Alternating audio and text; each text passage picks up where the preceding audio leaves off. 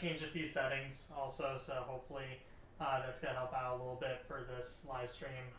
1080p now, and changed just a couple extra of the camera settings to make sure like we got a little bit more brightness and stuff like that. So yeah, we're going to be putting together that that MaiMai piece that you see in the live stream feed right there.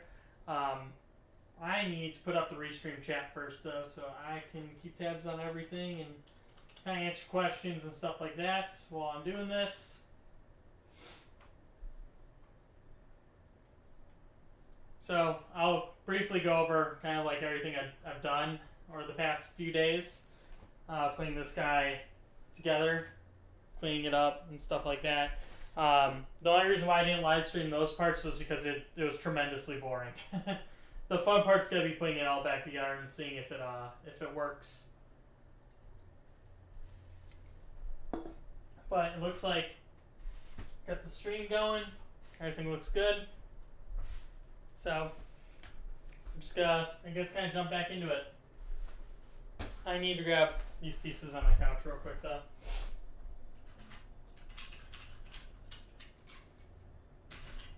Oh. There's like so many pieces that go to this panel here. And I do not have, I would say, a comfortable amount of space to work in right now. So,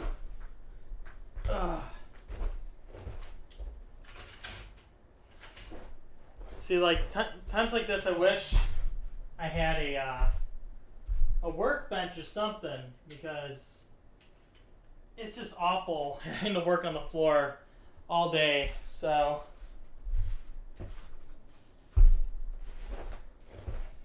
okay. Also, I'm gonna need this and one last thing, and then we should be good to go for the most part. So just check my phone.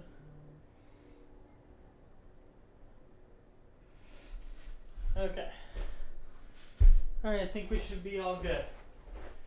Alright, I'm gonna sit back down. Right here. This is my setup. It's goofy, but it is what it is, you know what I mean? Can't complain, I at least have some space to do some work. Alright, so we're gonna be putting back together this. Basically, between my last live stream and this one, what I ended up doing was, obviously I removed all the buttons in the entire plastic assembly from the control panel unit of the machine. That's this guy right here. This is what gets mounted over the monitor. And then this glass panel is a touch screen. So I completely cleaned this off, right? I took all the buttons off. I took out the piece of glass and cleaned it, put it back in, completely vacuumed it out.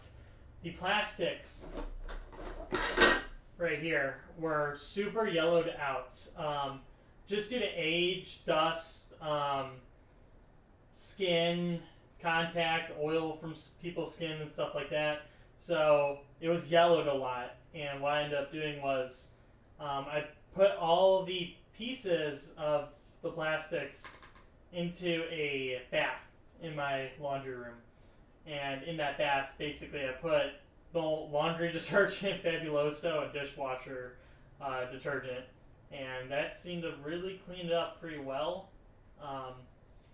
There might be like a few like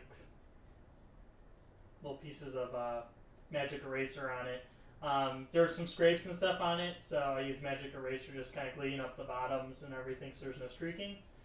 And they turned out actually really, really good. Actually, the buttons were the ones I was the most impressed with. Like, I didn't know that these were like super clear like this. Like this was yellow, and now it's like white. It's amazing how much it cleaned up. So we clean these, right, and then there's the outer edge of the button. So like this would sit in here like that, and then this is the base of the button assembly. So it uses a optical encoder basically to tell it whenever the button gets pressed. So what I ended up doing was I put these in the bath also, completely scrubbed up the inside here where the joint comes in to actually attach the button. So the button basically sits on this hinge right here like that, and then you push it down. When I gave it a bath, this tape up here came off, so what I ended up doing was I was originally going to go buy gaffer's tape, but gaffer's tape is very expensive. I've never bought any ever.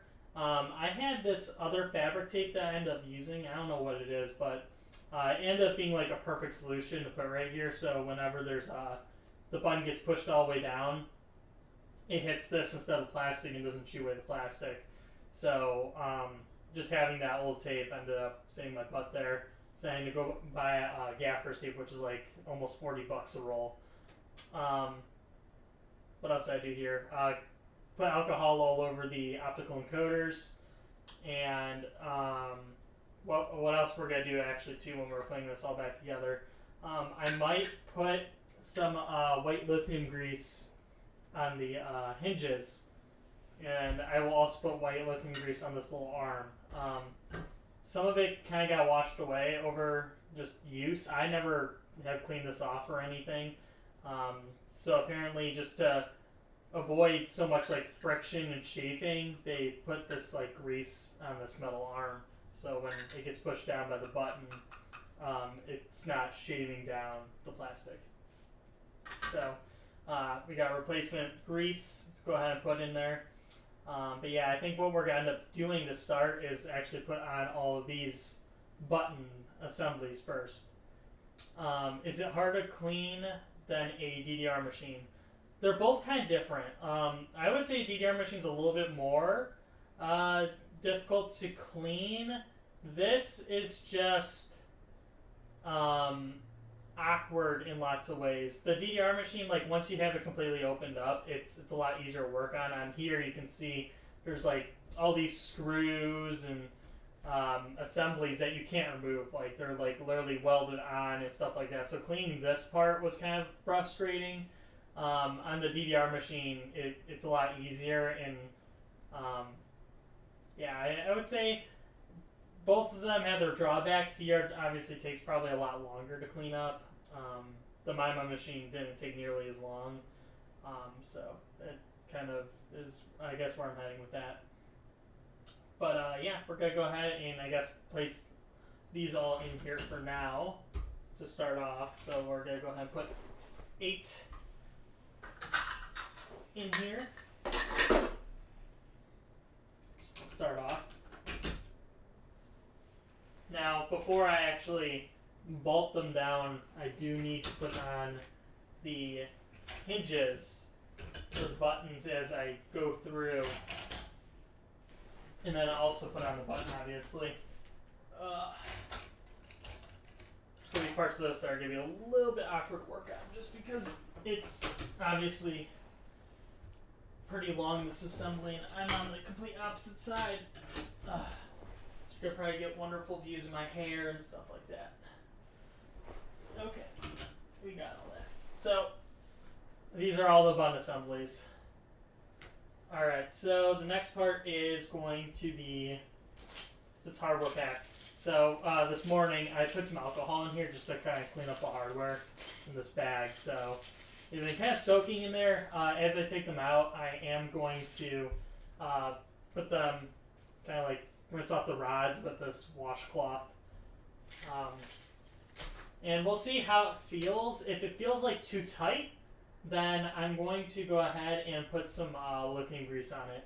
I want to really just use the lithium grease on these.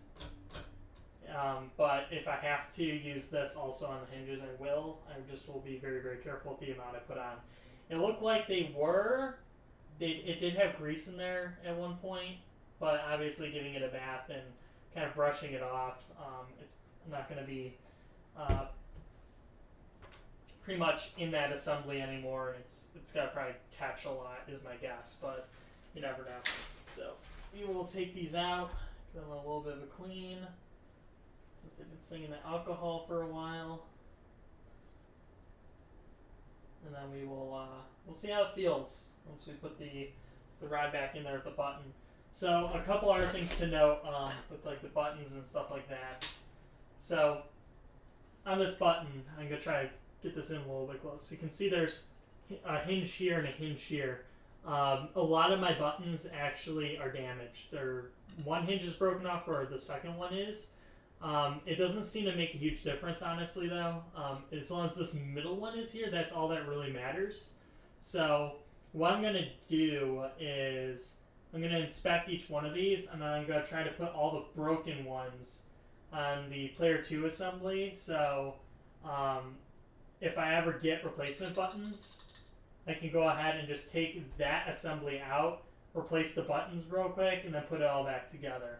I did ask a Japanese distributor if they could get me parts. I do not think they're in the office right now due to the COVID-19 situation, so I don't have very high hopes to get them anytime soon, so we're just going to go ahead and put the whole thing back together on both sides. I also got LEDs, replacement LEDs for the ring that goes around this, but I'm not going to install those on camera because I literally just got them in the mail. I have to cut them to size, and I need to rewire them and stuff like that, and I'm just not going to have enough time. I'll be lucky to get probably one of these done in like the 2 hours or so that I'm giving myself to do work on this. So we're just going to kind of jump right into it. So this is the Player 1 panel, so I'm going to put all the 9 broken pieces on this one, and then we're going to go from there. Alright, so we got a rod, we got a button, so we're going to put the rod through here. We'll see how it feels as a button. So the this rod actually can't slide in or out because of these standoffs here for the screws and the nuts. I always wonder what your landlord thinks of you having so many arcade machines in the house. My landlord's actually pretty cool. It's just I'm renting this off of Craigslist essentially.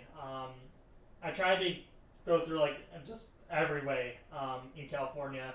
California is a very hard market to rent in. It's very, very hard to find a house also out here at a reasonable price. Obviously, I'm near Silicon Valley, so that's a huge factor as well. This house that I'm in right now would probably cost a little over $1 million is my guess, just to kind of put it in perspective. So my rent's actually kind of ridiculous. But the people that I'm renting from are very, very kind. They're very understanding. I really lucked out by renting through them. The only thing is I've blocked myself into like a 4-year lease, and I don't know if I'm going to stay out here for 4 years. I just don't. So that's going to be interesting if I end up leaving early, how that's going to play out. But I'm going to stay out here pretty much as long as I can to kind of work off that lease and everything. But yeah, California is just different than Illinois. I prefer Illinois. Alright, so the button's in here, right? So, honestly, I don't think it needs any grease on the button. It feels just fine, and it doesn't have a lot of travel. And it's not catching or anything, so I'm not going to grease that rod. I'm just going to put it back together like this. So we'll just go ahead and continue. I'll just go ahead and wipe down each of these. So I'm going to wipe down 7 more, so we can just go ahead and kind of blow through all of them and install all of them onto the assembly here. So there's one. Problem is I don't want these rolling off.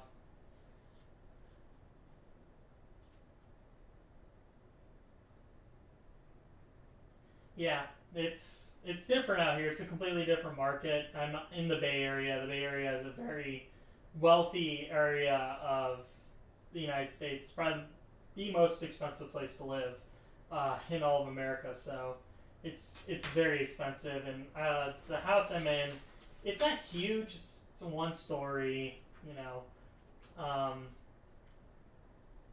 trying to think of how many square feet it is.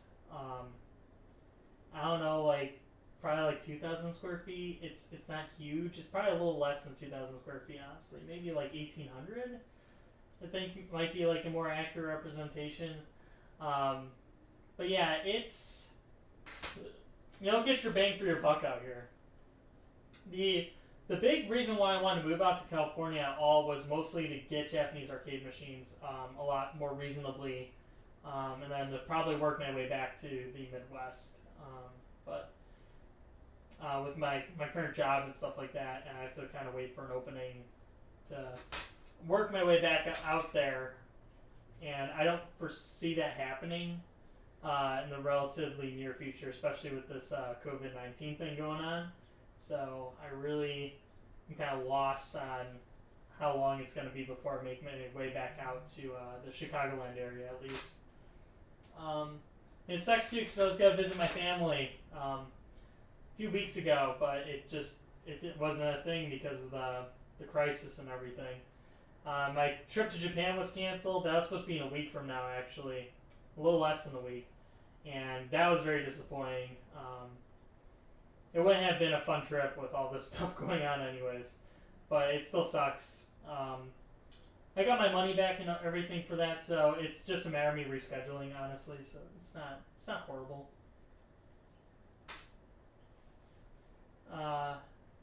It's not a new DDR game, it's a MaiMai machine. It's a rhythm game, but it's not a dance game. 1, 2, 3, 4, 5, 6, one more. Okay. Just gotta clean off one more rod. The alcohol in there is still a little wet, so that's good.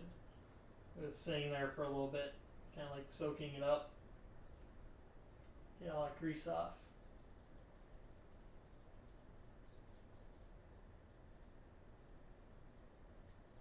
How tired are you of the COVID-19 jokes? Pretty tired. I'm just sick of COVID-19 in general. It's been pretty aggravating just because like I can't do like anything I want. So here's a complete button. Complete button. This one is not. So you can actually see on this one. I'll try again camera. The hinge is broken. I'm trying to see. Yeah, you can see it right here. It's not a complete circle. It got broken off. So I'm gonna put this one to the side. See if I can grab another button complete. Okay, so here's one that looks to be complete. Alright, so we'll go ahead and put in some more of these rods.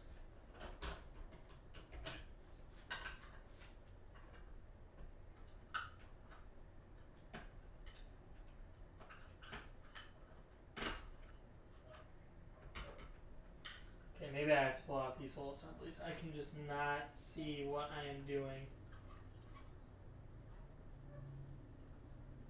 Okay, there we go. There's one. And I'm not going to tighten these up just yet or like plug them in just because I do not know if the assembly is going to like fit over that properly. So we're going to have to wait and see. But yeah, let's go ahead and grab another one. The rod in. The button. Just like so. It's like putting together a human-size puzzle. Jigsaw puzzle. Yeah, it feels good. Okay, cool. Yeah, I guess I'll just grab these real quick since I didn't need to pull them off anyways. And then I will put them back down once we have each of the rods in. And we will go from there. Alright, let's grab another one. There's like a hair on me. This one looks okay. Also, just a heads up, if there's a cat that walks by or something like that, there's a cat in my house right now. If you're on my Discord, you've seen her already. She had a kitten not that long ago. The kitten didn't make it. So we're still taking care of this cat. She's either a stray or a feral cat, but she really likes humans, so we think she's a stray. But she injured her paw, and she's really not handling it very well right now. So she's kind of sad and she's laying down in the other room. So if she comes out, I'm going to be actually pretty happy about that. But she's been very, very quiet today and just kind of relaxing. But apparently that's normal. When cats get hurt, they just kind of like get super down about it. And they usually kind of spring back into action the next day or so. So we're just going to kind of wait it out and see. Yeah, you guys can feel free to ask questions in the chat as I go. I'm going to be answering them, I guess, while I'm doing this. So, just got a DDR game today, like the whole machine. So that's pretty cool. Congrats. What did you get? Did you get a extreme machine or what did you end up getting?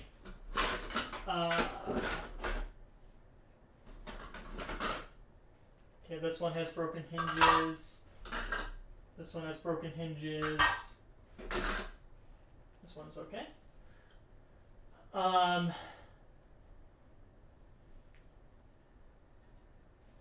Yeah, I miss the I miss going out to the arcades too. I mean, obviously I work at one, and I'm very fortunate to say, you know, like, my job is my passion. I know for a lot of people, like, a job is a job and they hate it, but I really enjoy my job. I really enjoy Dave & Buster's. I think it's an amazing company to work for. It just sucks that I can't go back to my job right now. And especially in California, I think we're going to be on lockdown for quite a while. Like I said, a lot of these are busted, but looks like we have a full set of ones that are actually all in one piece. So that's great news, actually. So put this last rod in and place it down here. There we go. Also, I'm going to grab my phone real quick just to have it next to me in case I get a message from my girlfriend, because I will need to pick her up eventually, but probably not until like 6:30. So I got maybe an hour and a half or so. Has more data been found on Dancing Stage Karaoke? No. As far as I'm aware, that's pretty much a lost cause. Alright, so the next thing we're going to do, we're going to put down the nuts and the washers for these silver standoffs that holds down this button assembly. So this is where it's going to get a little difficult because a lot of these are so small, and you can see it's going to be a lot of me like digging through this pile to try to find washers, screws, nuts, kind of like pair them all together. Also, one of them was missing quite a lot of like washers and stuff like that, so that sucks. And I definitely do not have washers that small at home. I just don't.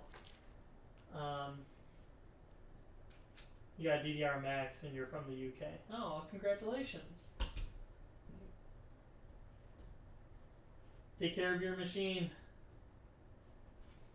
Take care of it. Alright, so we got that. We got this guy.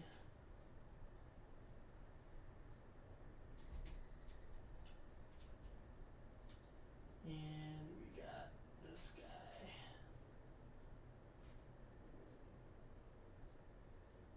Let's see.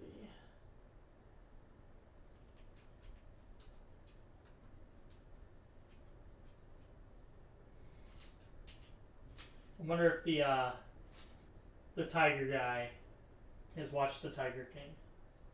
And I wonder what he thinks of Carol Baskins. I need to know. Okay, so got my screwdriver with the ratchet end on it, so we can go ahead and screw this down now. And I want to go like excessively tight because we're screwing out the plastic, obviously, but we're gonna make it pretty tight.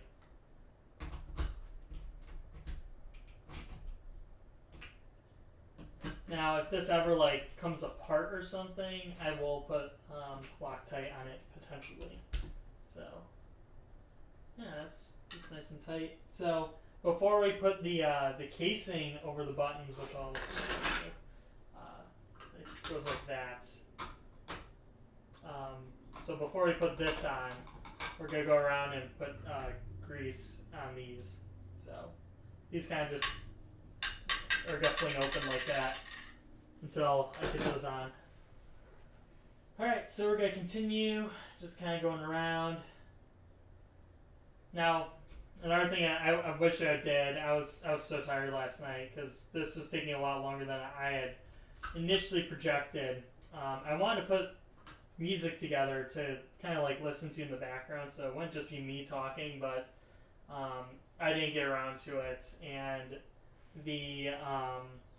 I was also going to kind of make the live stream a little bit better by just having it having the chat up there and stuff like that and the notifications, but I didn't do it just because of the time constraints and me wanting to get this all back together. And I don't want to be streaming this like when my girlfriend's around, just because I'm talking obviously to you guys. It's kind of annoying, and she'll try to be playing like Animal Crossing or something like that, so I'm trying to be respectful to her as well, since we're stuck in close quarters during these times and she can't get away from me. It sounded a little rapey. It didn't mean to be. Okay, nice and tight. Yep, awesome, cool. Alright, so we're crack-a-lacking here. Just going down the, oh shoot. Going down the pipeline here. When I get to the R side, I'm going to probably just jump over to the R side of this whole assembly.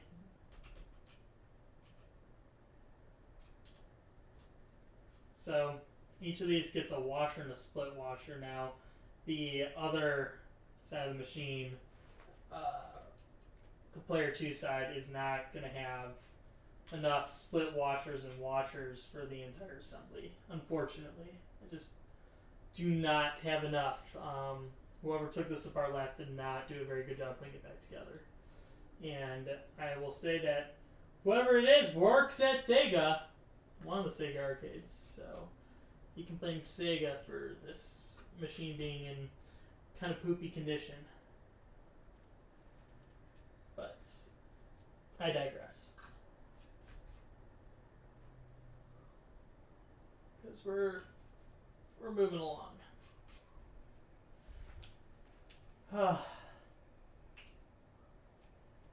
Appreciate the kind words, Jess White. Glad I got you into DDR.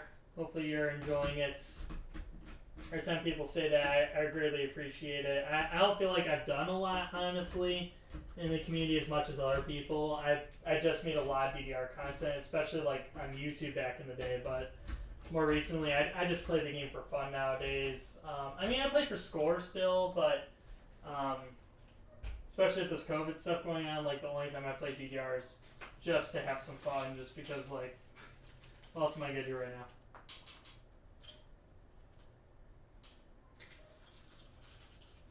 It stinks of alcohol in here.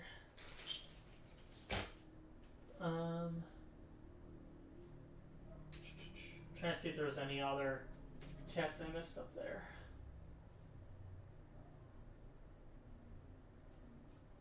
If you can't pass 14s or 15s, you need to look at your probably your form and how you're playing, or if it's a stamina issue, you just need to build up stamina. So especially during this downtime, you should probably go out and start like running.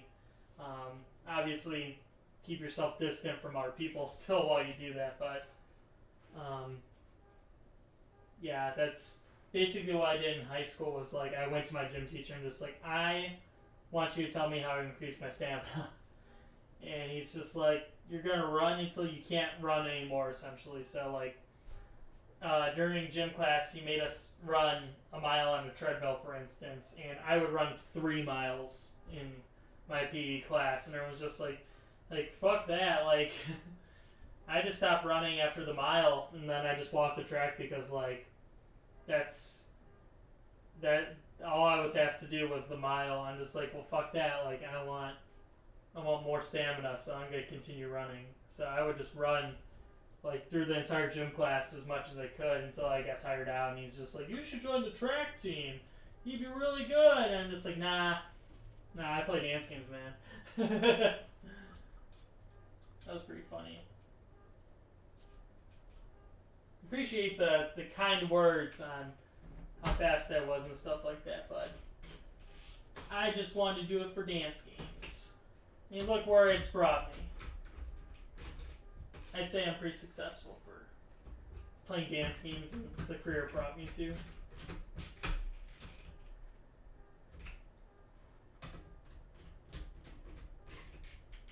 Okay, now we're going to get to the interesting part where it's going to be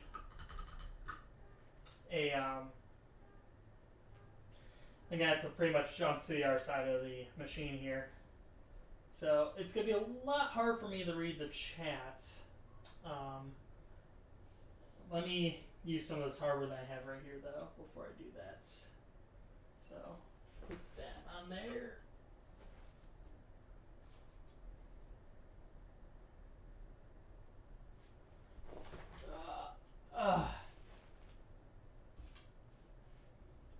This is getting awkward to sit on the side while trying to work on this. Excuse me. It's the only time I think I've ever excused a burp on my live streams. My mom would be proud.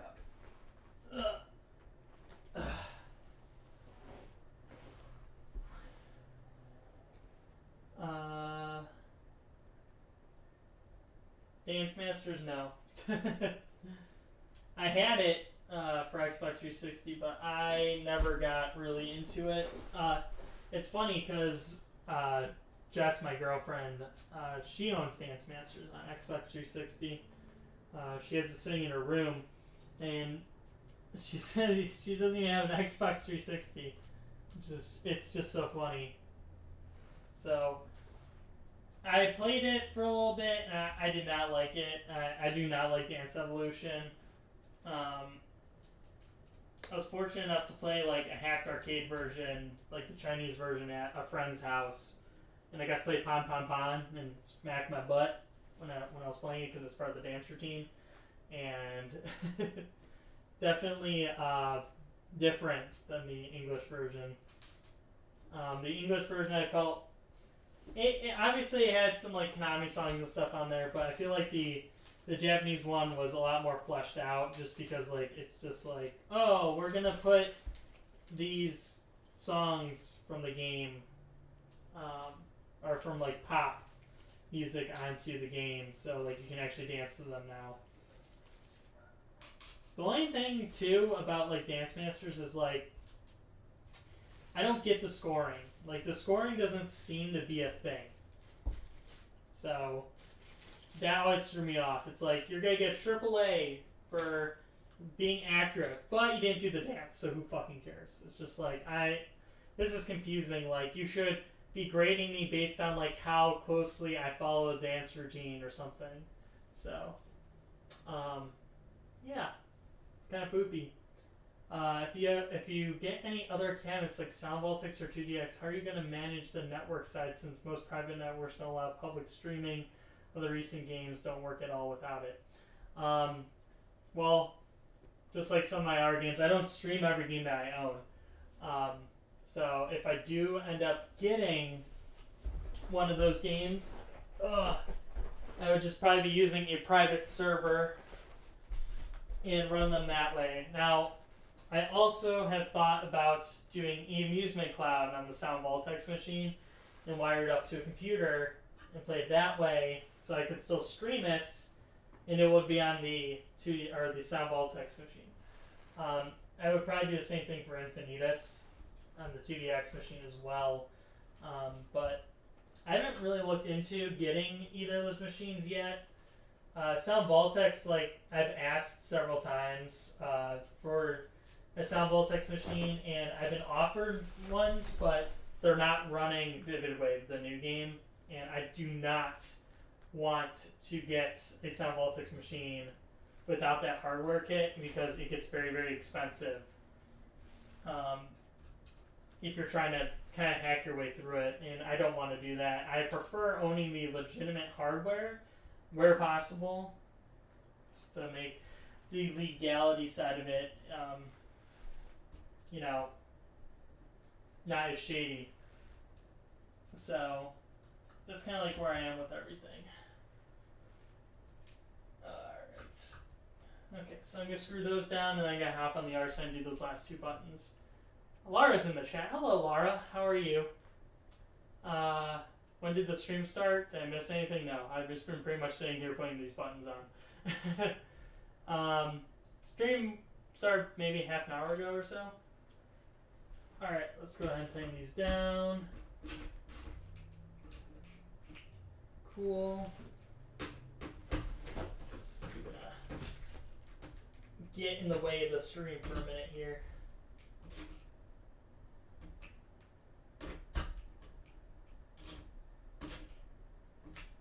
Okay, those are tight. They're very clever with how they design these buttons. They're like a clamshell, and the wire for the sensor is actually they made a piece of the housing to hold it under the button, so when the clamshell would close, it kind of moves, it gets out of the way of the button from closing all the way. It's kind of interesting. Here, I'll try to show you one on here real quick. You can see that far right housing, the wiring actually gets held in place like under it. So when the clamshell would close, it has no risk of actually touching those wires, essentially breaking them. I see your blue hair. I miss working on machines with you. I miss working with you too, Lara. I really wish that you got to jump on the D&B train with the rest of us, because D&B is pretty great. I really do enjoy D&B a lot. They very, very much care about their employees and stuff like that. That was the big reason why I ended up leaving round one, as you know. So having that community there and stuff like that meant a lot to me when I jumped ship. It's kind of like, oh, especially now, like they're trying to make even like the guests part of the fan. They're using this big push towards fan, and in some ways I approve of it, in other ways it's just kind of like, okay, I think you're going a little too hardcore with it, but it comes from a good place, and that's what I really care about. So, man, I just do not have a lot of these split washers. Not having a fun time finding them.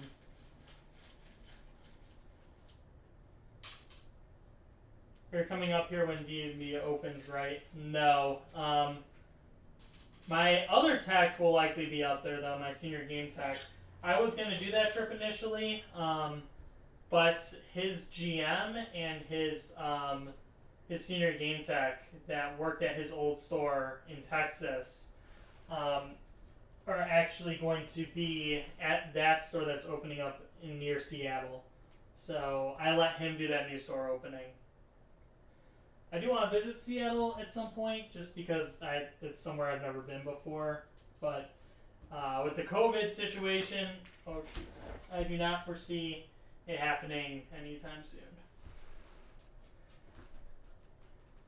Depending on what kind of refund I get for that flight I was supposed to take to Japan and stuff like that, maybe I can do a layover where I'm in Seattle for part of the day and that I can escape the airport and hang out with you or something. Who knows?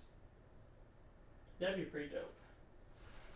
But it was booked through a Asian airline, so it probably wouldn't happen, is my guess. But you never know. Because I was going to fly EVA Airways, EVA Airways, and I've flown with them before, and honestly, I was not blown away with their service. And I actually had problems with the monitor in my seat, and no one helped me with my problems. And I submitted a complaint, and they're like, "You never complained." And it's just like, yeah, I did. No one knew how to fix it, so I was just like, whatever. I did a chargeback, and I think I won. I think I got my money back. So that was literally a free flight to Japan that year, which was pretty crazy. But I actually was on the Hello Kitty plane, which is pretty crazy too. I was so excited. I was just like, oh my god, I'm on the Hello Kitty plane. Out of all the planes. And it's just like, dang it, I had a terrible experience on that plane. And when, typically when I go to Japan, I try to upgrade my seat to a exit row, just so I had the extra room, because the first year I flew economy, I was very lucky going there because there was no other seats taken, but when I was coming back, it was a full flight, and it was miserable. Then, what was I going to say? That's when I learned, like, oh my god, I'm never flying economy ever again. If I'm going to Japan, it's just terrible. It's too claustrophobic for flying like 14 hours or something crazy like that. So every year since, it's like dust down here. Every year since I've gotten the exit row seat, I paid like the extra $100 just to have the extra leg room, so I wouldn't be bothered so much. This year I didn't pay for it. I was about to pay for it, and just like, you know what, this COVID situation is kind of scaring me. I'm gonna wait to buy it because you can't refund it. Even if your flight gets canceled or something like that, like basically you're SOL, you're not getting your money back. So I decided to wait, and it was a good thing I did, because obviously that flight didn't end up happening, and I'm still stuck in California. So that's cool. And all of my else get used to pretty much go to Japan. I just used on this arcade machine, so I would have something to do.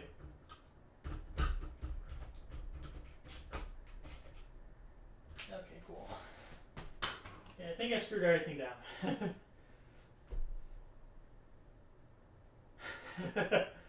I'm gonna come live there and work there forever, right? No. I was locked in contract for a year coming out here, so I couldn't even apply to that store if I wanted to. I've been pretty much stuck in California for I think a whole year, if I'm not mistaken. And I think the year has expired, so technically I can go anywhere I want, but that store at the time was not an option. So no, I'm not working at that Seattle store. All right, we're gonna move these out of the way for now. Okay, got some streaks on this the white panel here. I dropped a lock washer. Also, I'm starving to death right now, but I'm trying to wait until Jess gets off work because I really want pizza. When I'm while I've been stuck at home, I've just been binging pizza for the most part every day. Papa John's has a deal where you can get papadilla and a large pizza for like $15, and it's a great deal. And then if you supersize it to an extra large, it's like $2 more. So like I'll get 2 of those, and like it'll last me like almost a whole week just like eating pizza. And I love pizza, obviously.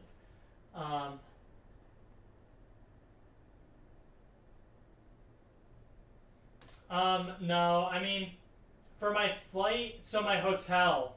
Oh, I guess we'll start there because that was easy to cancel. I did my hotel through Agoda, and I price matched, which was awesome. I got my hotel for about $600 or $800 cheaper, somewhere in between there, than I had originally set up for, because I would check every day, see if there was a deal, and eventually there was. I screen capped it, sent it to Agoda, they price matched it, and I was really set. That was an awesome deal. Like, I think for legitimately 2 weeks there, not like 13 days, 14 full days in Japan. It was gonna be like $1,000. It was a really, really awesome deal, and it was in a brand new hotel. But canceling it, you got up to you could cancel it up to a month before your trip. So I canceled it, no questions asked. They didn't charge me or anything. They just canceled my hotel booking, easy. The flight was a lot harder, and I had to wait quite a bit because I booked it through Chase Travel. I have a credit card where I use bonus points, and usually I don't pay for my flight every year I go to Japan. Usually my flight is essentially free. So I use my Chase Sapphire card to go to Japan, and I booked the flight through Chase Rewards. Chase Rewards first said you need to contact the airline company to try to get your refund, and I kept trying to, and they're just like, no, you can't, because it's not between these days. And then, probably 2 weeks ago or so, they sent out an email and they canceled all my flights, and they said contact your whoever you booked through, and they'll get you credits back. So I contacted Chase, and then they said, okay, we see your flights got canceled, you're all good, we're going to go ahead and get you your points back so you can go ahead and fly again and stuff like that. So I think they're trying to figure out right now, though, if I'm getting airline credit or if I'm getting actual Chase Rewards points back, because there's so many stupid stipulations and stuff like that. So we're just patiently waiting to hear back, essentially. So I'm just sitting here waiting. Okay, I need to start putting the next assembly on. So I'm gonna start pulling out all these pieces and getting them ready. I'm gonna pull out 8, but I'm not gonna install them yet because we're gonna put grease on this little arm inside each button. So let's go ahead and pull out 8. Now one of them is broken, and just like the little arms on here are broken on the buttons, I'm gonna put all the broken pieces. I think there's only one. It's just snapped on here, very, very small. I'm gonna go ahead and put it on the player 2 panel just so it has all the broken pieces. So it's a lot easier for us to replace in the future. How do you test the DDR pads? You just play on them. There's a lot more of a complicated process, but it's probably too much for me to explain through words. It's a lot easier for me to explain in person, and kind of explain what I look for on the dance pad to find out if it's good or not.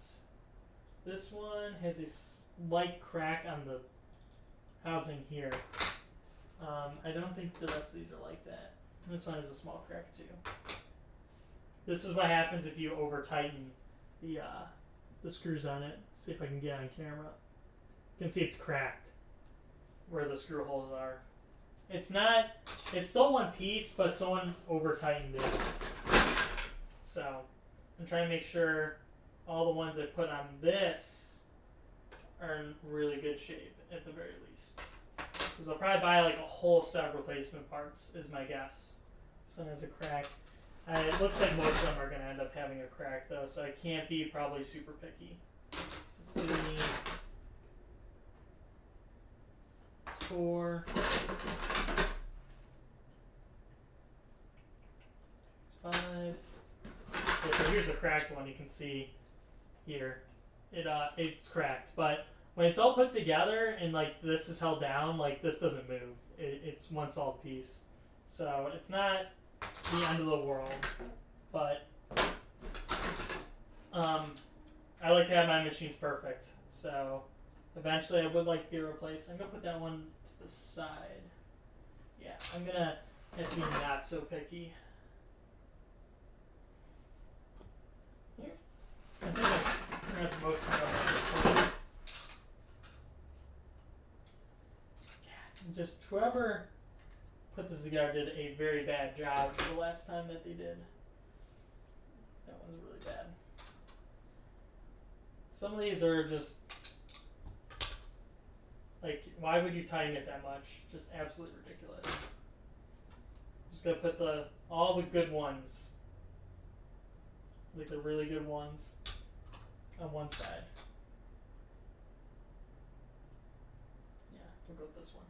Okay, so I need to grab lithium grease. How how do you even get spares for the machine? You have to talk to a Japanese distributor, and they would have to send them to you. I'm sure there's a lot of stipulations with that, and they're probably not supposed to, because this game's not licensed for use in America, so that kind of creates a kind of a gray area on like whether they should do it or not. So, I need to cut off the end of this. I don't want to cut off my finger. Alright, so a little dab will do ya. So that's what we're going to go with here. So we're just going to put a little amount.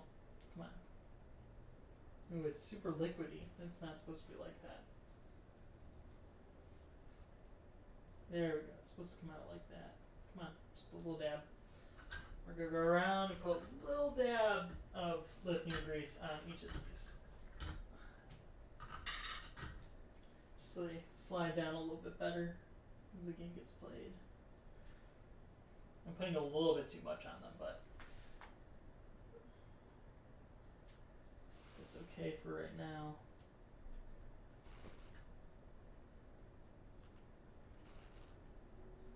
Cool.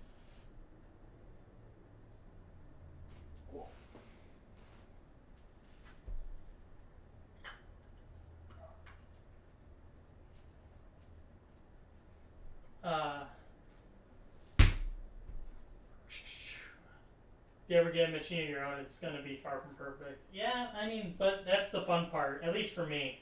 I probably enjoy fixing out the machines as much as playing them. So, we're going to try to rub this in a little bit so it's a little bit spread out.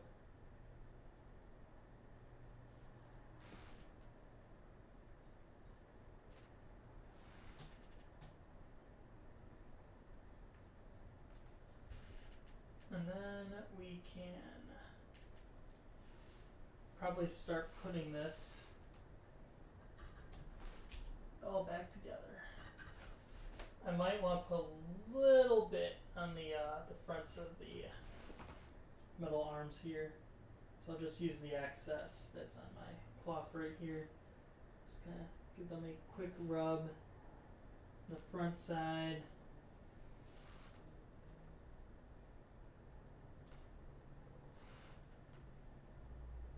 Hair stuck in that one. That's gross. So it looks like there is a little bit that gets pushed in at the front. I see somewhere on some of the arms, so we're just gonna dab them a little bit, and my butt is gonna probably be unstraightened out. Cool. All right, we should have gotten all of them. All right, so now we can put these down.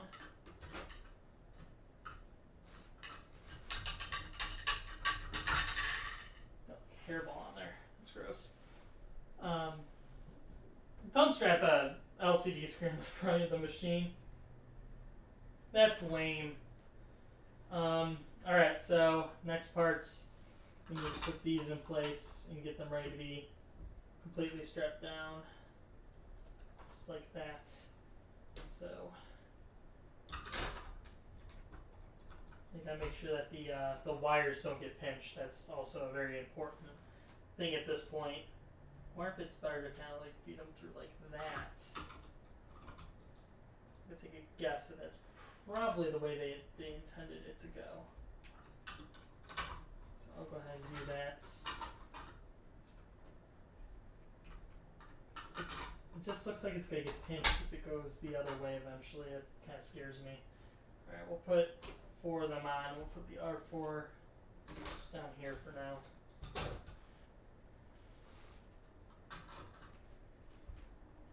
Come on. Come on.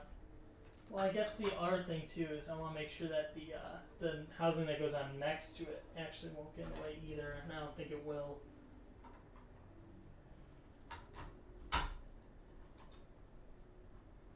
No, those wires don't get in the way. Cool. Have fun playing Rhythm Horizon. Although I think you already left. So Okay. See how much hardware is just in all the buttons. Bye bye, Laura. Okay, so now we need to fish out the screws. So there's two different types of screws. There's Phillip head screws and then there's security Torx. These security Torx actually go onto the housing right here. The protective plastic that goes over the wires. The other one actually is what screws down this button housing. So we're going to go ahead and screw them down. So we need my screwdriver with the actual Phillips head on it. I also need to move my phone a little bit closer to me, make sure everything's all Gucci.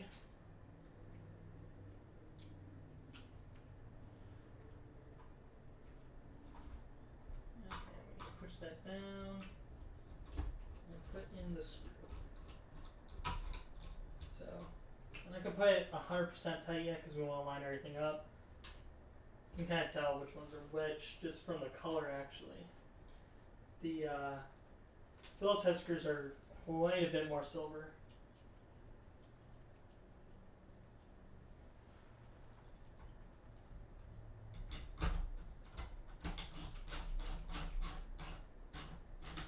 Now I'm not going to make the mistake that whoever worked on this last did by screwing it down way too freaking hard.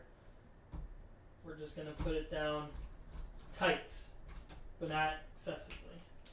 So we don't want to break the plastics. So we're going to go ahead. I feel like this is not lining up. It looks crooked. Am I crazy? No, it's definitely crooked. Something is not lining up here. Gonna loosen some of these and figure out why this is not going down all the way. I think I know why. It's probably the rod on the inside. Yes, that is exactly why. So when you put this back together, we need to be a little bit conscious of the rod's positioning for the button, it seems like. Feels pretty good.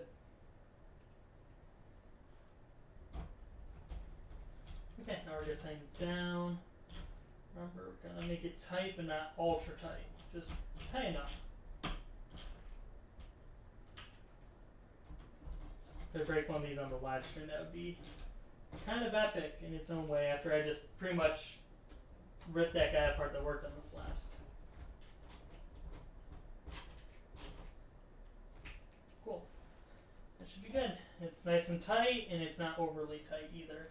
So this one has like a hairline crack at the front of it, looks like, but like it's not super deep and it's actually not broken at the front. So you gotta go for a CRT if you can, but most Euromix 1, Euromix 2 cabs are so old they're starting to fail. Yeah, I'm not super familiar with the dancing stage cabinets and if they still use the stock Toshiba monitor. The Toshiba monitor is actually supposed to be pretty easy to maintain as far as the CRT goes. So if it's running the stock monitor that the Japanese cabs did, most of them probably just need a capacitor kit, and they should probably be good to go. Now, if you're not confident with like soldering and stuff like that, there is people in the community that will buy the chassis from the monitor from you, and they will go ahead and repair it for you and send it back. So that's also an option. Let's make sure this is lined up. I'm pretty sure you really can't mess lining this up, is my guess, because the rod actually positions its center for you. So whoever engineered this actually did a really cool job. Like, they made it so like it's impossible to not line up the plastics right. There's so many things that can like ensure it gets all put back together in one piece. I'm gonna check on my girlfriend real quick. She just texted me.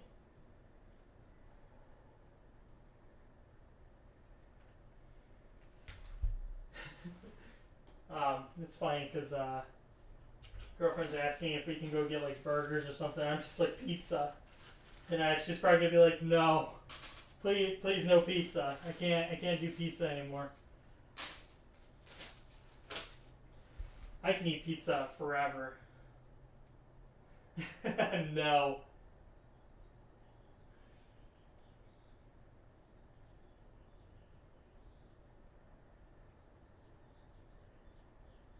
Just want to make sure we're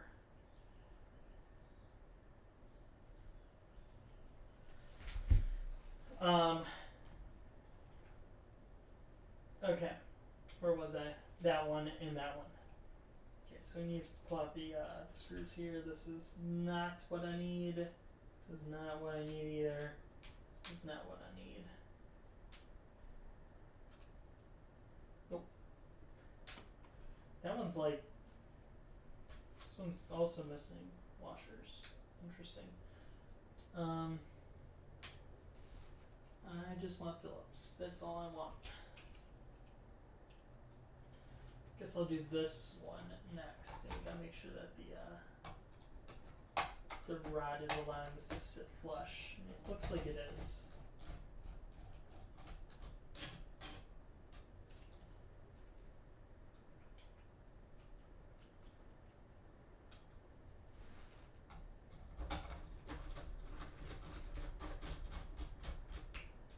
Okay.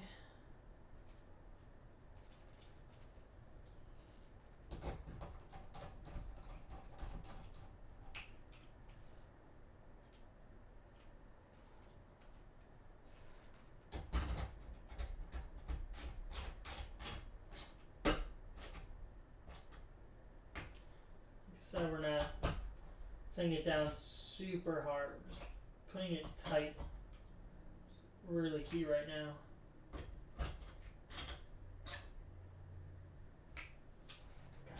I can't even explain how much of a difference the color looks. Just putting it back on here and everything, it made a huge difference.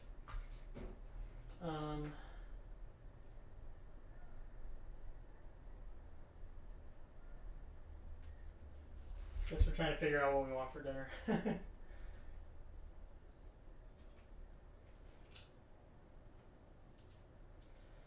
Okay, this next one looks like it's gonna be causing me trouble, and that would be why, because the rod is coming out of place. There we go. Nice and flat.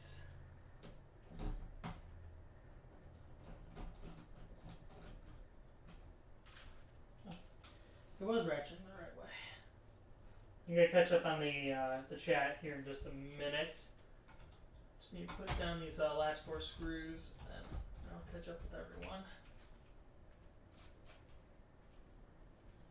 This has been it's been a project, but not horrible. Not as bad as the pump it up machine I got. The pump it up machine I got was awful. Needs so much work. I wanted to cry. Brought home and like I was just like, it's not that bad. And like the more and more I took it apart, I was like, this is terrible. People were playing this game. People were playing that game in that condition. There's 2 sides to it. Obviously, it's in a public arcade, so I mean, it's a lot more foot traffic than it does in my house, especially since I don't really play Pump It Up. But you know.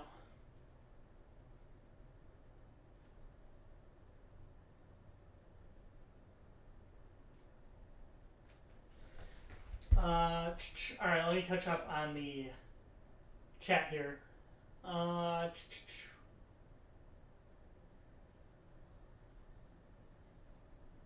Well, a cheap CGA VGA adapter is why I used to stream, so I wouldn't be so upset about it. It's the same one that I'm sure they're using. You just need to calibrate it properly so it shows up good. That's the struggle, though, is trying to make it look good.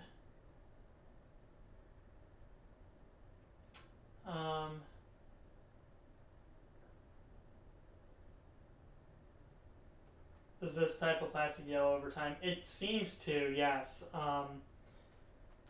Not probably in the way that you're thinking, like a Super Nintendo would, or something like that. The yellowing is actually from what I believe is like people's oil from their skin, potentially cigarettes being used by the machine. So it could be a plethora of reasons, honestly.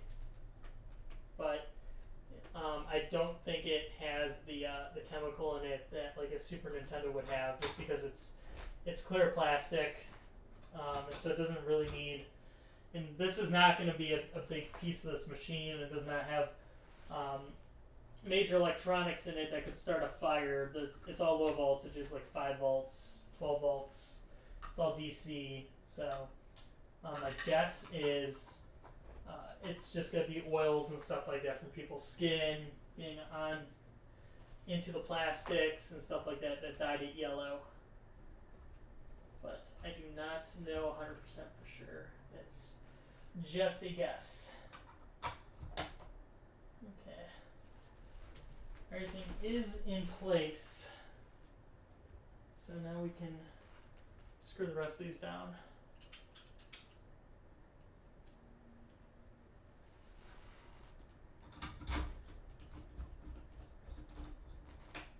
There's one.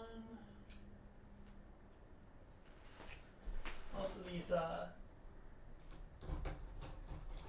are metric 4 screws, M4 screws, and they're also not as long as these security Torx. They're like one size smaller, so it's getting a little bit easier for me to pick them out and to line up. Just being like, aha, that's the one I need.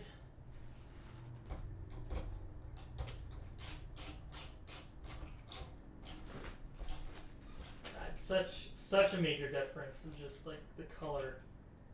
It's just amazing. I'm sure cleaning off this this metal helped a ton too, like hugely.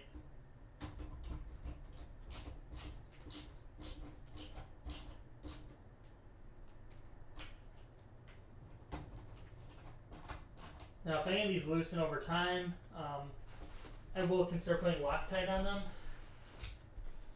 I put Loctite on some of the screws in the Pump It Up pad, just because, just from it being old and stuff like that, it doesn't seem to be holding the screws super well.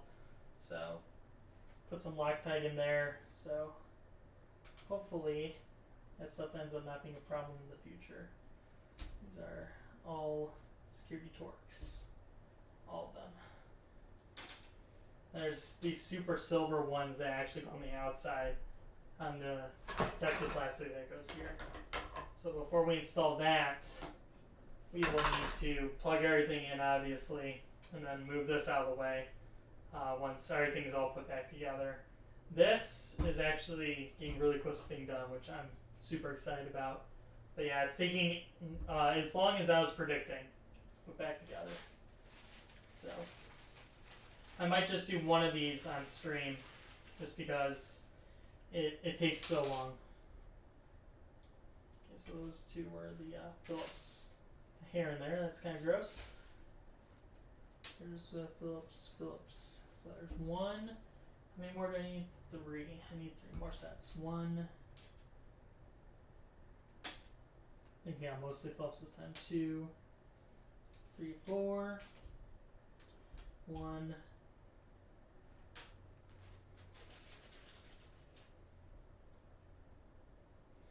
And you can go fishing as well that time.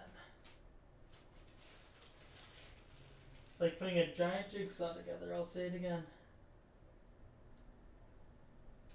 1, 2, 3, 4. Cool. Alright, so we have all the screws we need to go ahead and put this all back together now. So we will put in the last screws here. Let's make sure that piece of the wiring is out of the way. Now, one thing I was worried about when putting this all back together is like, once if it doesn't line up right, but I think because of how snug this piece fits, I don't think it's possible to not align it all properly.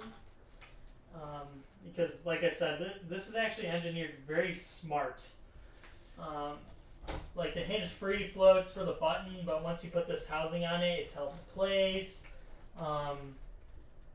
Just the way that the button works is really smart. Instead of making it a micro switch, and use an optical encoder, which will probably last longer.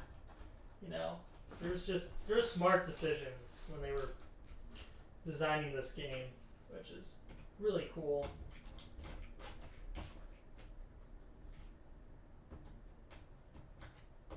Okay.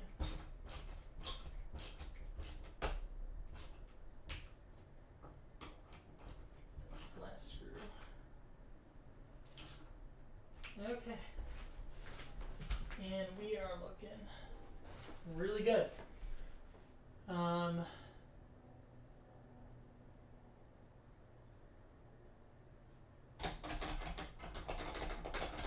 Feels great. Feels great. Now the other thing too is if these buttons don't work, you can always use the touch screen. The touch screen 100% needs to work though, or else you really can't play this game. The screws are stuck in your metal or stuck in your DDR pad help. You have a few options to get them out. What I always have used is just vice grips. There's been one or two screws where like I could not get vice grips on them, like I was screwed. So I bought this kit called the Speed Out Kit, and basically what that does is you drill into the screw with the bit, you flip it over, and then you run the drive in reverse, and it takes out the screw. So if they're really stuck and you can't get them out, you can look into getting one of those kits. So that's something that I would recommend to you if you are having issues getting screws out.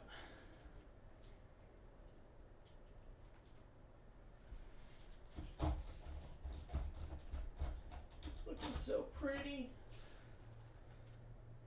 See, now another thing that I was thinking is, I think when I removed the screws for this housing, I could have sworn on the other machine it had security bits, and this one had fills, but I did that on 2 separate days. So it leads me to believe a lot of this hardware got replaced at one point, which is kind of an interesting thought. Like, did the guy lose all the screws, or what happened? I don't know. So that's kind of interesting. Just gotta tighten these down real quick. Every time I move the screw and I hear plastic creaking, I get a little bit scared, but I know I'm not putting it on super tight, so just tight enough. Okay. Alright, we're in the home stretch here. We got 4 screws to go. Just 4. Then we can put the plug in all the wires and put the rest of the plastic on.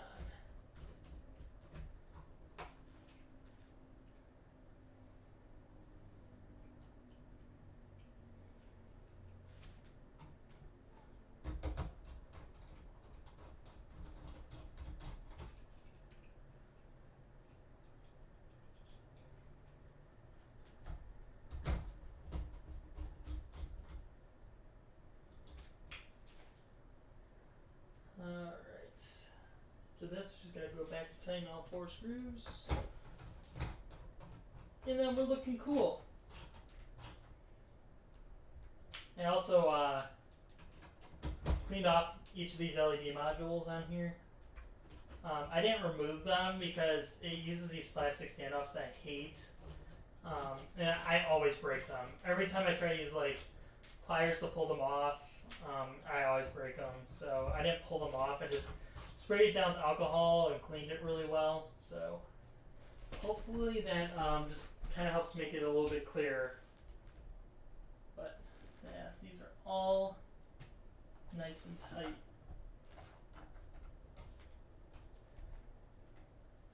This one felt a little bit loose. I don't know why. It's not. I'm thinking of just moving the metal. Okay, now we're gonna hook all the harnesses back up.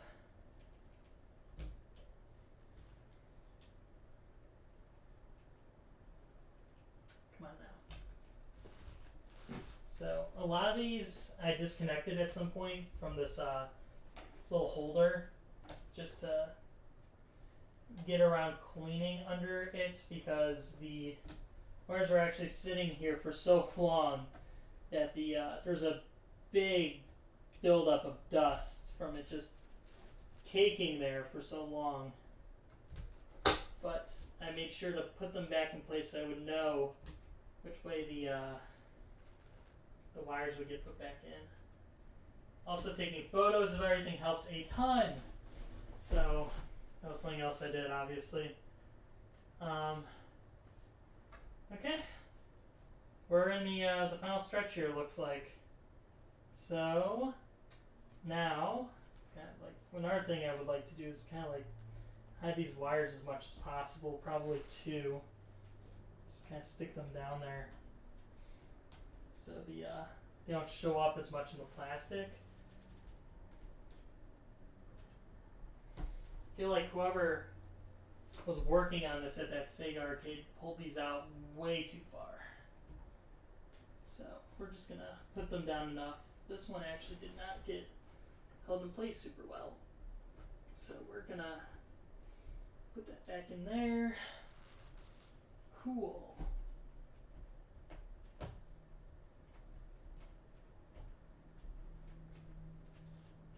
Then we will put the plastics back on for the covers.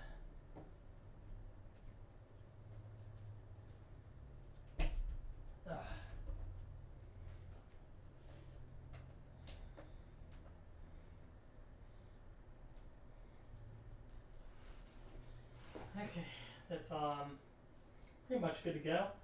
Now one of these also has a small hairline crack, so I'm going to try to put that one on the other machine. When I was putting these, trying to clean these up, the hardest place to clean was in these screw holes right here. So they're not 100% perfect, but they are a lot better than what they were before. So just want to make sure that cracked one gets on the R side, R player 2 side. Whew, that is a lot better looking. It still is going to have a little bit of a yellow tint to it just because of the density of the plastic and it being put onto this housing, having an actual back to it. It's just not going to reflect properly. You can see on this one, this is the one that has the crack in the corner up here. So that one's getting put to the side. So one side's going to be like pristine. It's going to be in amazing shape. The other side is just going to be, it's going to have some broken plastics, but you're not going to be able to notice. I think I only had one of those to worry about. Yeah. I think so.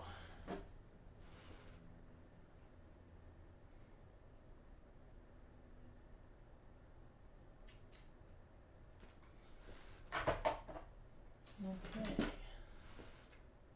This is looking pretty great. Alright. Let's go change out this bit to the security Torx. And then, I need to get up. Whew, my legs hurt. Ow!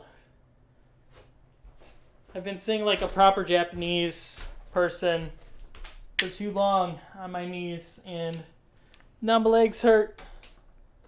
My legs. Oh. Okay. We're in the final stretch, and I can move this out of the way. I don't know if I will stream me doing the other side, but we'll see. I'll probably make a fast-forwarded version of this video and put it on YouTube, so we can kind of get an idea of everything I did. So that might be a thing. Starting with some of the broken plastic. Okay, so we have my security bits, security Torx in. So now we can go ahead and put on the plastic housings. So I don't think this has like any wiggle room once it gets placed in, so it just kind of pops in there. Again, we're not going to put on super tight because we don't want to destroy the plastic. Now I did have all these screws. I know that for sure. So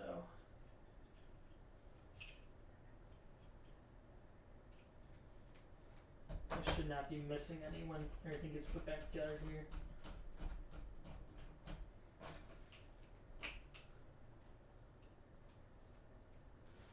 Wow, it looks legitimately like a brand new MaiMai. It looks fantastic. Now I gotta get these screws out of here.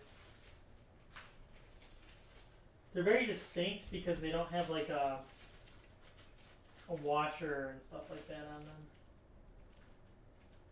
Did I put them in a different bag? No. No, I shouldn't have. Maybe they all weren't the same. Because I'm just not finding a lot of those. I definitely don't have any more.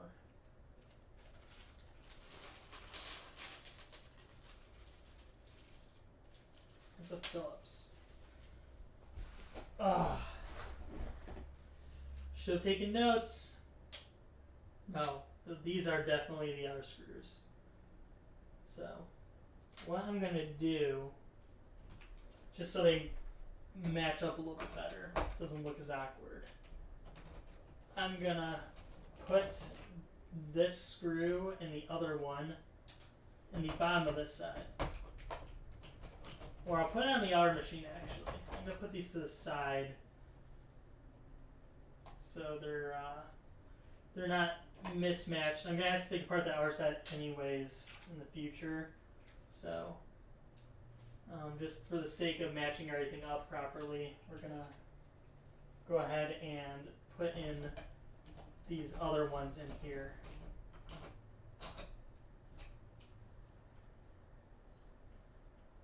I might have some of these exact ones actually in my spare screws kit that I have, but I don't have enough for sure to match them all together. Okay, that's in there.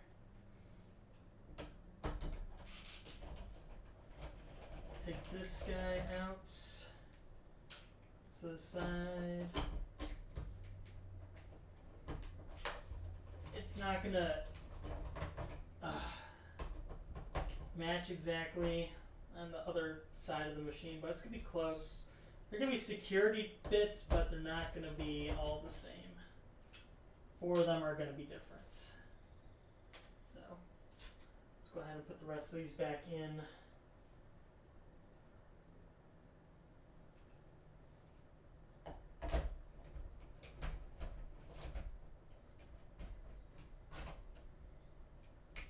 Also, cleaning this glass was a pain in the ass.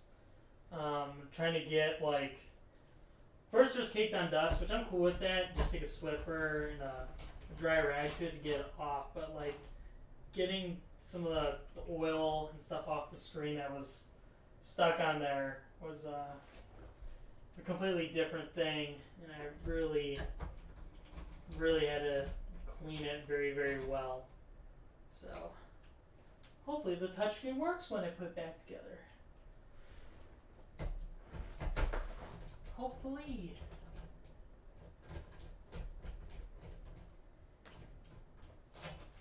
It'd be so sad to do all this work and then I just broke the machine. But I was very careful when I was cleaning the glass. And the manual doesn't say how you're supposed to clean the screen. So I think just posing any just like glass cleaner will do. So that's legitimately what it is. It's just a piece of glass with a film over it. So I just use glass cleaner.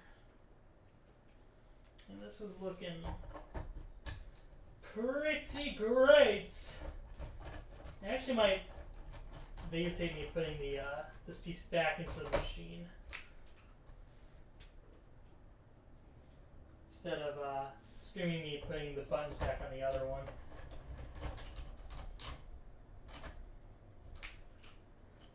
Now I still need to put the LEDs around the circle, but I'm going to do that when it's in the machine. It's actually a lot easier that way because it's lifted off the ground and I can easily get access to all sides of it.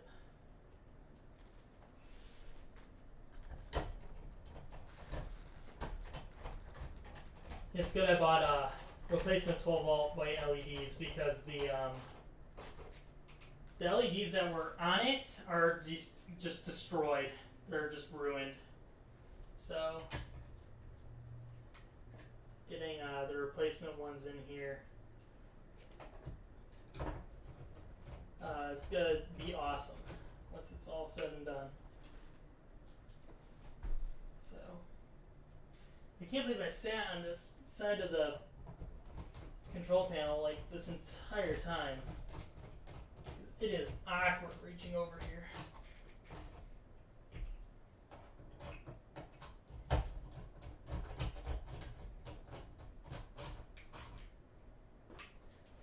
Okay, we just need 2 screws and then we are all set. This one's all done. Screw in, and then this one. I don't want to reach over anymore. It's so far away. So far away. We wait for the day. Whew. All right. Done. Let's put all the screws back in here.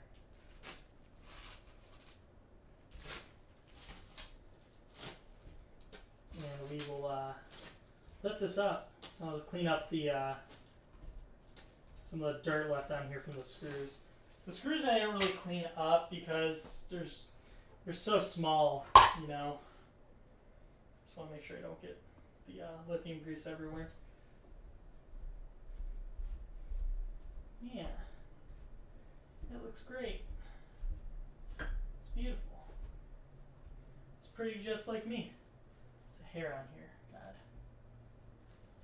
I'm gonna be not as picky when I actually put this back in the machine.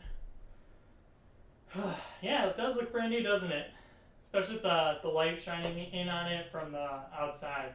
It's a huge difference. I mean, it was super yellow before, but go ahead and flip this up.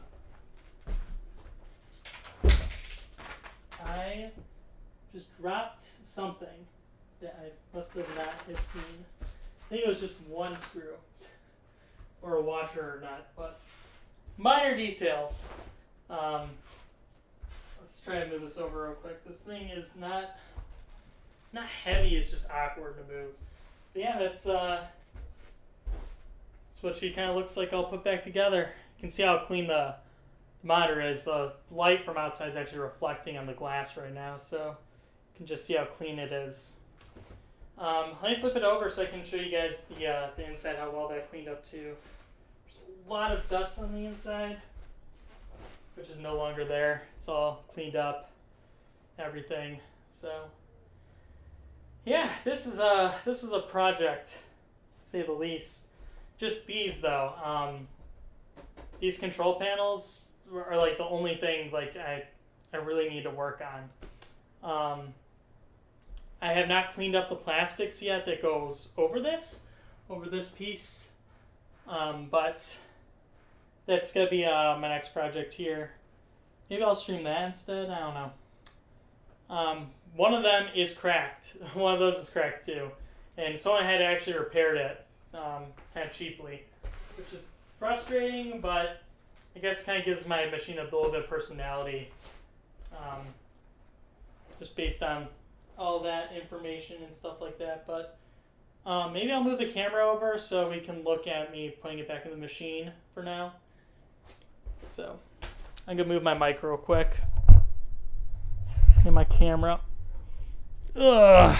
All right, this is a bit of a nightmare over here, so just bear with me for a second.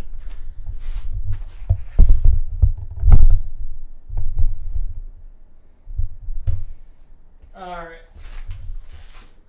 There's not a lot of light over here right now, which is very unfortunate, but we're going to, I think, make the most of it.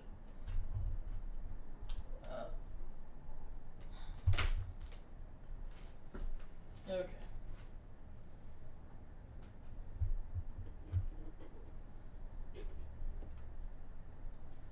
Alright, so we're back in the machine. Actually, the line doesn't look too bad. I'm just going to move this camera a little bit so we're a little bit more in line. Okay, we're going to put the piece back right here. I want to make sure there's no dust on this before I put it back together.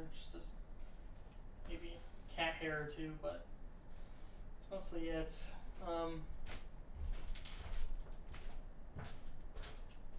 I do want that yellow cloth if I have it. I don't know where I put it. Where did it go? Why did it leave? Maybe a Kleenex will just pick up some of this small dust. Just a small little tissue here. Cleaned up. Just a little bit blemishing. No, cleaned up. Looked like fingerprints, but it was definitely not my fingerprints. These small particles you're not going to be able to see even when everything's put back together. But let me pick up a little bit of dust. Okay, that looks pretty good. So we'll go ahead and put that panel back in there. Now before I do that, I need to change my bit. Hey, we received 100 messages today. Hooray! Go put the ratcheting bit back on here. And that will probably be where I'll end the stream, is actually getting that piece back on here. So, just gotta bear with me here.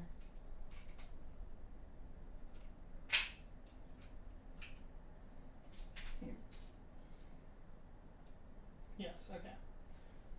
Cool. Got everything set up and ready. Now, this will actually sit up there just fine without the screws in. So don't even worry about that. They're very smart with the design, which is great news. Careful not to step on any of the plastics over here.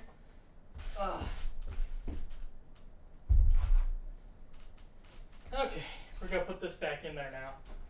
I had to sneeze though.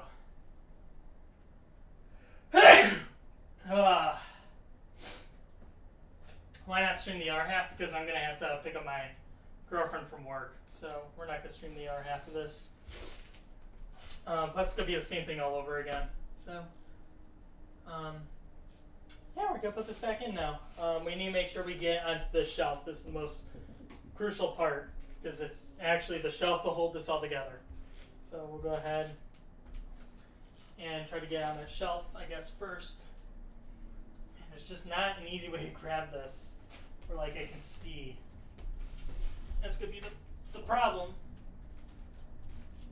Ugh.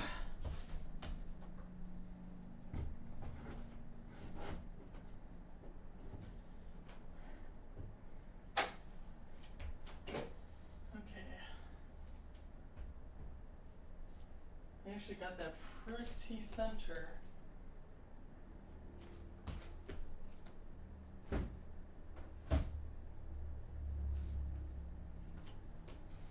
Cool. Alright. I'm not going far. Let's go grab this and one of the bolts. Cool. I'm gonna probably try a bolt on the bottom first real quick.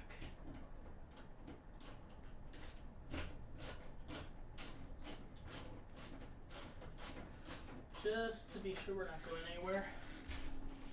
Cool.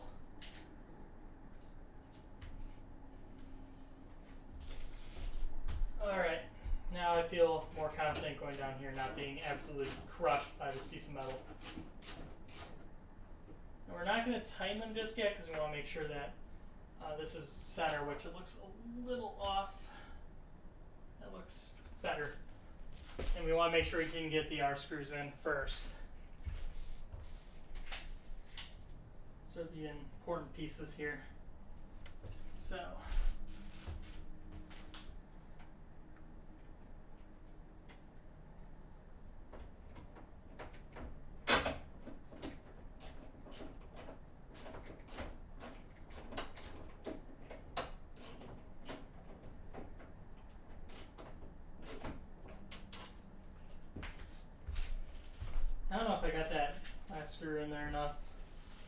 says dust on it. I'm not gonna put that one in. I want to have clean ones in there right now.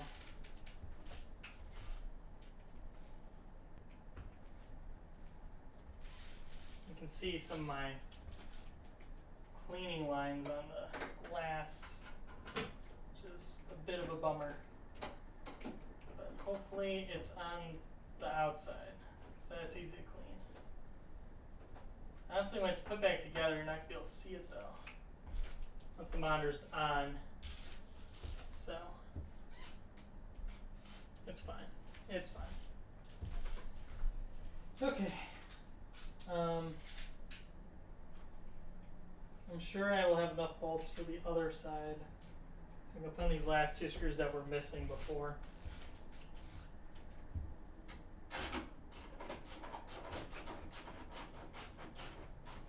Then we will tighten everything down.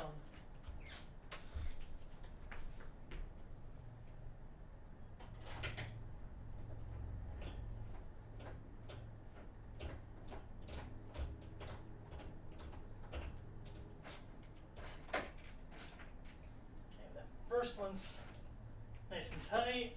Let's get this one up here.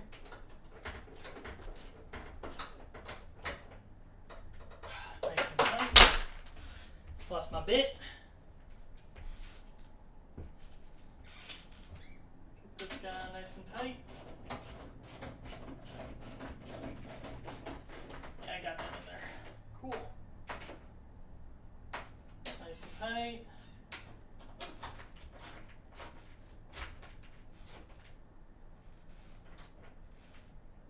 Okay, that's in there nice and tight as well.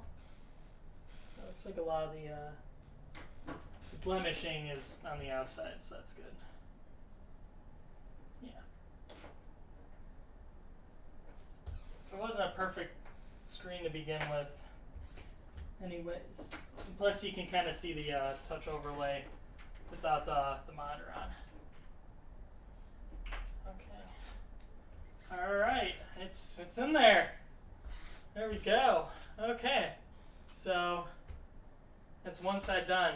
I will put in the harness, I guess, real quick. I don't think I can boot this without it throwing a hissy fit, but maybe I'll try. Because the other guy is missing, obviously, right now. So we will see. We will see. Oh no. The harness just fell into the cabinet. I went to plug this in, this Molex, and the whole thing just went in. Like it's missing a clip to hold it in place. That is poop. Hopefully I can pull that out real quick. I'm gonna use a knife. That's pretty dangerous, but I'm gonna do it anyways.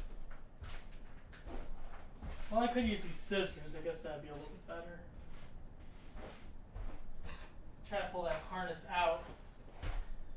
It's just like I went to push it in and it just went right into the cabinet. So we will try to fish this out real quick. I don't know if I'm going to be able to. We might have to take this off. Oh, I rescued it. Whew! Thank goodness. Alright, we're going to hold it in place this time. Oh my god, it's so hard to put in without the clips working. I can see how it's probably got broken once, actually. Oh my god. I'm going to have to get pliers to hold it in place, actually. Because it just keeps slipping away from me. I actually can't hold it. Where are my needle nose? Do I have them in here? No. Okay, well we're gonna use these guys.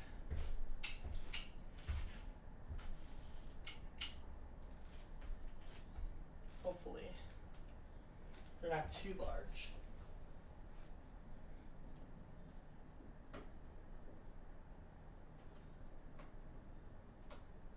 It's so close. I can't get it. It's like a millimeter away from clicking in place, if that. Oh my god. This is ridiculous. It just can't get to click. No, that was not the click. Oh my god. I can't believe this. It's like so close. I just can't hold it in place enough for me to click it. That's it. That's all I need to do is just click it. Click it once. Even if I'm holding it all the way to the side, it still gets pushed in. My goodness.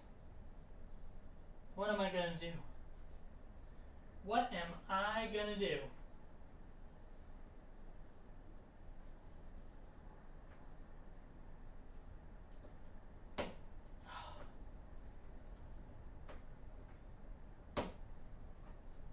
Man, really? This is some shit.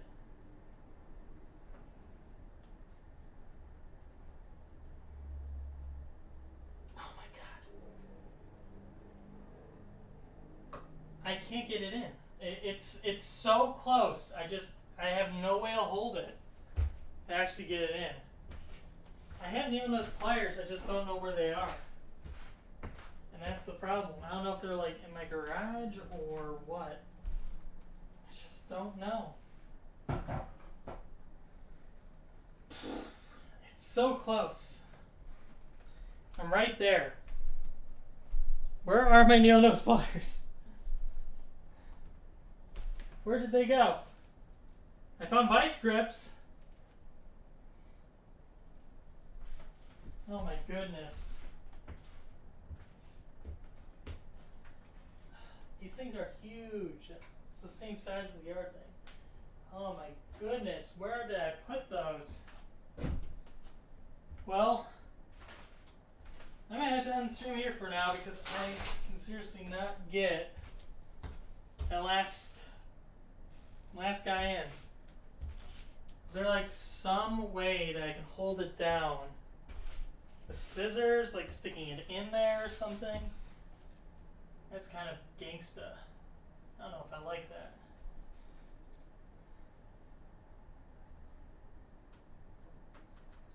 Well, maybe. This is going to be really ghetto if this works. But if I have this wedge in there, I got it. I got it. Basically, I wedged the scissor end into the side of it so it couldn't move anymore. And I was able to hold it in place long enough for me to push it in. And it closed up. So we're all good. The LED strip is the only thing not plugged in at the moment because it's hanging right here. So, I don't know, should we give it a shot, turn it on? It might bitch because the R side is missing, but I don't know, let's give it a go. Alexa, turn on the MaiMai machine. We'll see.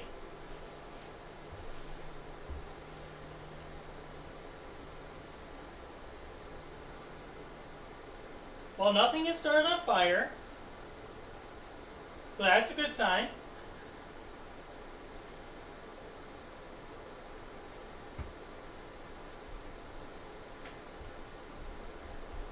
I do also want to know what resolution this game runs in. My guess is going to be 720p. Because I do want to stream it. Oh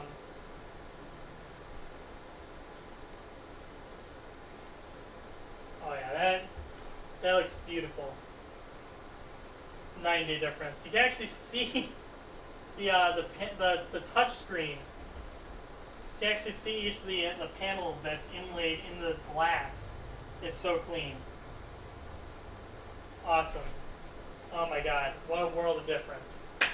Woo! That looks awesome. I'm super excited.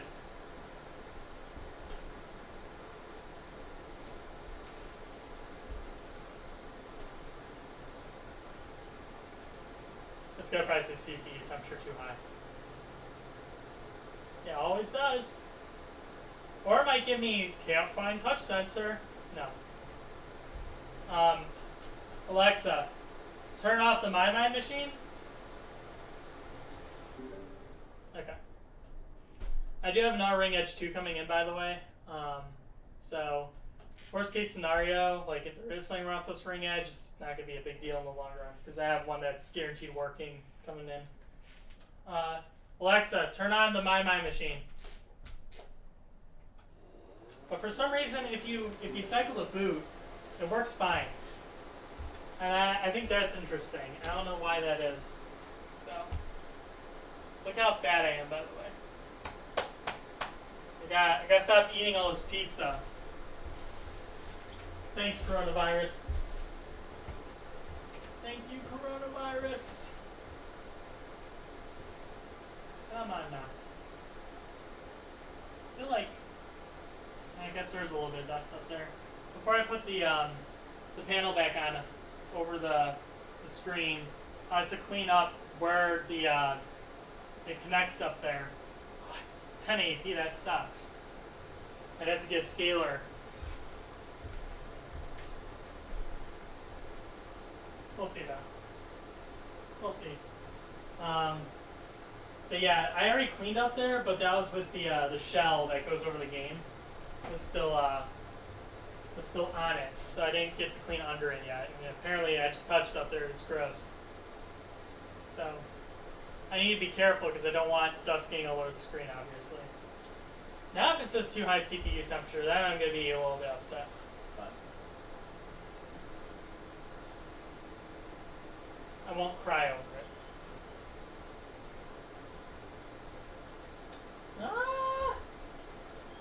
Yeah, it's not giving me the error. It's so weird that it, like on the second boot, it always boots though. That's kind of throwing me through a loop. So I wonder if it's something wrong with the ring edge or something.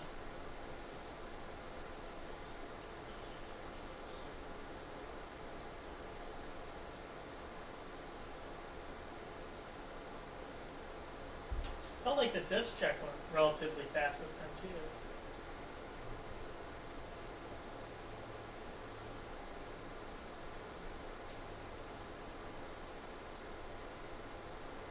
Okay, it's not gonna let me boot the game.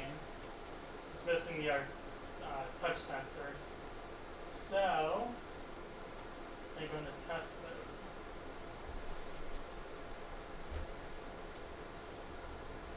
I can go into test mode. Okay. We'll test this as much as possible. Just to make sure. No, there's no sensor inside the cabinet. It's a ring edge error. Like the ring edge itself thinks there's an error.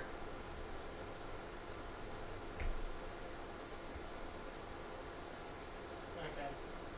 Output test first. Wow. Huge difference. Look at that. Huge difference.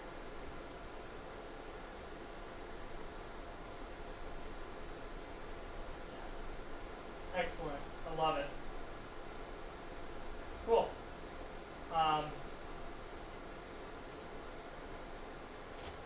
This is a dead LED segment down here and here, actually. So I bought enough LEDs to replace these. Thankfully I did, because I was like, I wanted to brighten up the cabinet. So these are super dead though. Like they don't light up at all. Like maybe on the end on each one, but that's it. So I wonder if it's kind of a problem with them because a lot of them don't seem lit very well when I went to Japan. Speaker light. Yeah, I haven't got it on yet. Center light. Cool. Alright, so output looks good. The input. That's where I'm getting a little bit scared into the touch.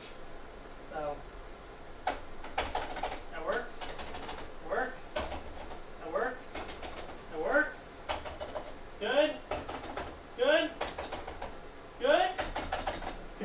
Awesome. Yes, they all work. Now we need to do the touch sensor test.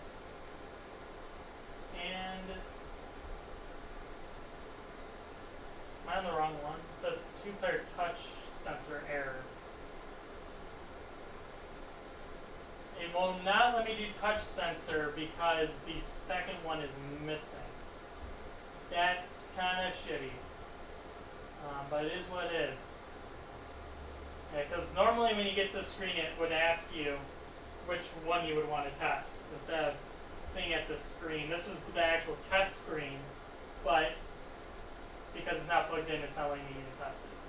So that's poopy, but I tested everything I could, and it looks a million times better. So my next projects, before we button this up, just on this side, is going to be placing this light bar down here, replacing the light bar over here. I think I'm going to add an extra LED strip on this side that doesn't exist there right now. And then replace the LED ring. The LED ring, like I said, it's sitting right here right now. So it's definitely something that I can do. But yeah. I think it's going to wrap it up for now, honestly. So hopefully you guys enjoyed the live stream. I know this is different than most of the content I usually post, but I think it's interesting. Hopefully you guys think it's interesting too, especially with like an obscure game like this. Like I'm sure a lot of you are wondering how it all works. So there you guys go. You got a little bit of an insight. You guys got to see how well everything worked all put back together, and it looks great and it feels great. So I'm super excited to get everything all up and running again, and possibly live streaming this. But I got quite a bit of work to do to even get live streaming. So I bought a DVI splitter, and I bought an HDMI cable to run it, but I did not account for it being in 1080p. I do need to update my capture card anyway, so I might just do that. I might just get a whole brand new capture card instead of a scaler to scale the game down. Basically what my plan is I want to put the camera up here on the touch module, or the camera module, like how you would see in an arcade, but I also want a side-by-side of me, of what's going on the screen so you guys can actually see it. So right now I use an AverMedia. It's an old card. It's very rare and sought after actually because it has a VGA input on it. I got it for like $60 back in the day. It can do 720p 60 frames per second, but it can't do 1080p. You can only do 30 frames per second at 1080p. So to counter this, I would have to get a scaler to make it run 60 frames per second, or I would have to get a new capture card. And I actually do not capture DDR in VGA input. I actually capture an HDMI.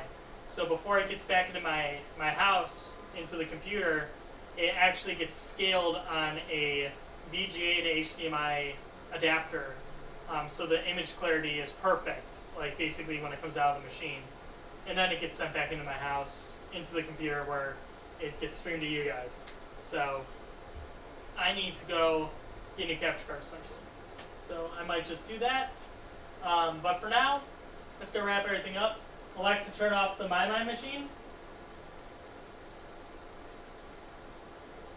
Alexa, turn off my MaiMai machine. Jesus, what a bitch. But yeah, I think that's gonna wrap the stream up for now. I wonder where my phone went. Oh, here it is. Just want to make sure I didn't miss that crucial text from the girl being like, "Pick me up." But we're all good. Any last questions before you go? To use a splitter or the out on the back for DDR? I use a splitter. There was a reason for that at one point. I don't remember what the reason was, so I've just continued using it. The output on the DDR cabinet is actually output through JAMA. So it comes in a little bit garbled if you use it. at least on the Supernova cabinets.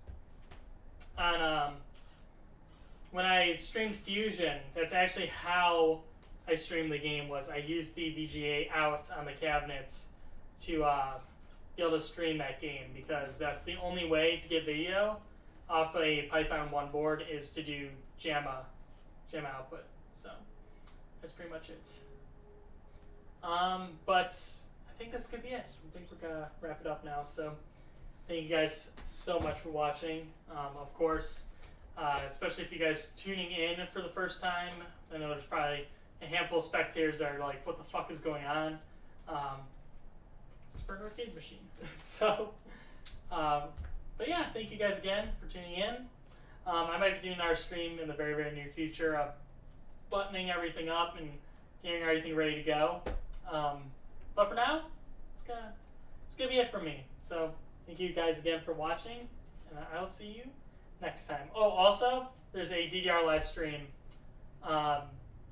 coming on Monday. Monday's my next live stream. So probably see you guys then. That's gotta probably be my next live stream. Will be the DDR live stream. So bye bye.